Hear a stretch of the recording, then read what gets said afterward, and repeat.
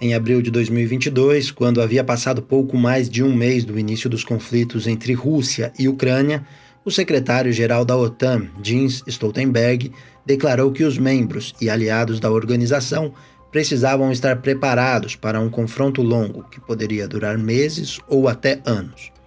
Agora, praticamente perto de completar 2 anos dessa declaração, diversos líderes de países como Alemanha, Reino Unido e Suécia estão dando demonstrações de estarem preocupados e até alarmados com os possíveis desdobramentos dos conflitos. Tudo isso em um momento onde a OTAN também se prepara para cenários sombrios e para realizar seu maior exercício militar desde o final da Guerra Fria. Mas afinal, quais líderes europeus estão fazendo declarações alarmantes e o que eles disseram? E qual é o pior cenário que a OTAN está vislumbrando?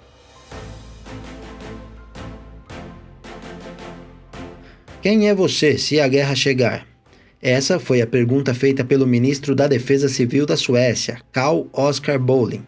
A pergunta, apesar de retórica, tinha o objetivo claro de fazer cada cidadão de seu país refletir sobre como está se preparando para uma possível guerra dentro de seu território. Além da pergunta, o ministro fez declarações de que um ataque armado na Suécia não pode ser descartado.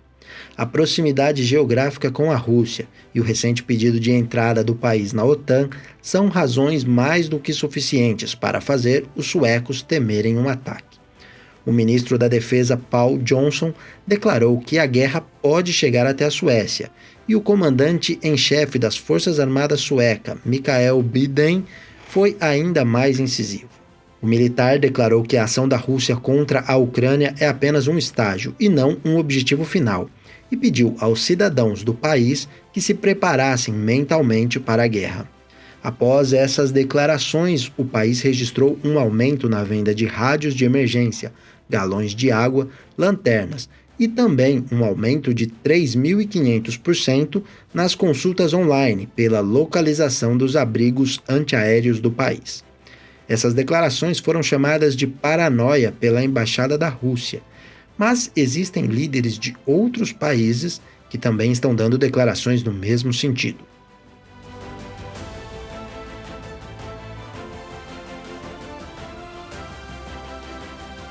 Um deles é o ministro da Defesa da Alemanha, Boris Pistorius. Segundo o The New York Times, o político declarou em uma série de entrevistas recentes a meios de comunicação alemães que, neste momento, os militares russos estão totalmente ocupados com a Ucrânia, mas ele acredita que se houver uma trégua e caso a Rússia tenha alguns anos para se reorganizar, Vladimir Putin deverá avançar sobre a OTAN para testar a unidade do bloco. Pelos cálculos do ministro, pode levar entre 5 e 8 anos para que Putin decida enfrentar a aliança e que tanto a Alemanha quanto seus aliados precisam estar preparados para essa situação. O ministro ainda afirmou que está estudando a possibilidade das Forças Armadas alemãs aceitarem residentes que não possuam a cidadania alemã em suas fileiras, para ajudar a aumentar o número de soldados dos atuais 181 mil para 203 mil até o ano de 2031. O tom alarmante também deu as caras no Reino Unido, onde um relatório feito por um grupo de parlamentares apontou que as forças armadas do país não estão prontas para lutar contra a Rússia. O relatório aponta que os britânicos precisam recrutar mais soldados, investir na modernização dos equipamentos e repor parte do arsenal que foi enviado para a Ucrânia. E como já falamos em outro vídeo, o general Sir Patrick Sanders afirmou que o país deveria treinar um exército cidadão, pronto para atuar em caso de guerra. Todas essas afirmações acontecem no mesmo momento em que a OTAN anunciou seu maior exercício militar desde o final da Guerra Fria, mostrando que a rivalidade entre a aliança e a grande herdeira da União Soviética está voltando ao que já foi no passado.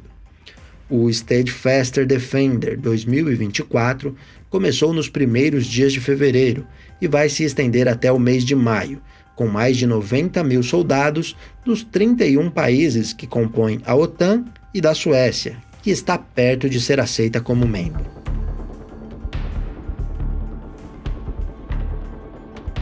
Com o exercício que será realizado perto da fronteira da Rússia, A aliança pretende mostrar sua capacidade de mobilização e dissuadir Putin de um eventual ataque. Segundo declaração da própria OTAN, os exercícios mostrarão que a organização pode conduzir e sustentar operações complexas em vários domínios durante vários meses, ao longo de milhares de quilômetros, desde o extremo norte até a Europa Central e Oriental e em quaisquer condições.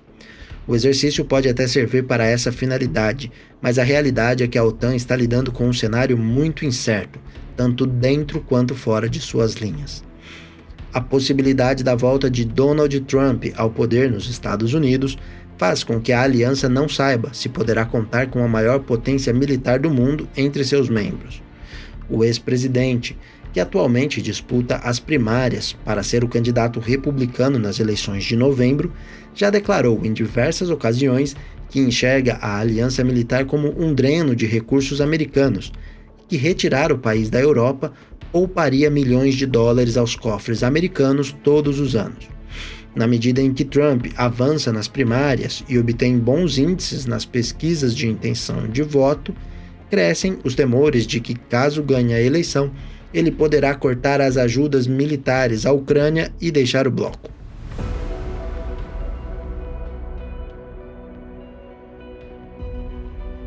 Apesar de ainda não ter dado declarações claras nessa campanha, no site de sua candidatura, Trump afirma que a guerra por procuração na Ucrânia precisa acabar, pois pode se tornar um conflito global, e também diz que é preciso terminar o processo que ele iniciou em seu mandato anterior, de reavaliar o objetivo e a missão da OTAN.